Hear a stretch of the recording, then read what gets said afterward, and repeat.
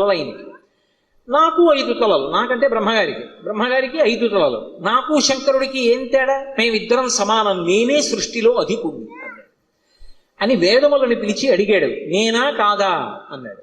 ఋగ్వేదము, సామవేదము, యజుర్వేదము, అథర్వణ వేదము కూడా నువ్వు కాదు, పరమశివుడే సృష్టికంతటికీ కూడా మహాపురుషుడు, ఆయననే వేదములన్నీ కొలుస్తున్నాయని చెప్పి ఆయన అంగీకరించలేదు.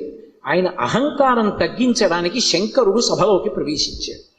ప్రవేశిస్తే ఒక్కొక్కసారి అతిశయం, గర్వం అనేటటువంటిది కలగకూడదు, కానీ అది కలిగితే ఎంతటి వారిని కూడా ఎలా పడగొట్టేస్తుంది అన్నదానికి ఈ ఆఖ్యానాలన్నీ వస్తాయి. రామకృష్ణ పరమహంస ఒక అద్భుతమైన మాట చెప్పేవారు. ఒకప్పుడు ఒక మహారాజు గారు ఒక భద్రగజం మీద ఎక్కి వస్తున్నాడు. భద్రగజం అంటే ఎంత ఉంటుంది, గురువాయూరులో రాత్రి కృష్ణుడి ఆలయం చుట్టూ ప్రదక్షిణం చేస్తాయి ఏనుగులు, అందులో భద్రగజాలు వస్తాయి. భద్ర అనే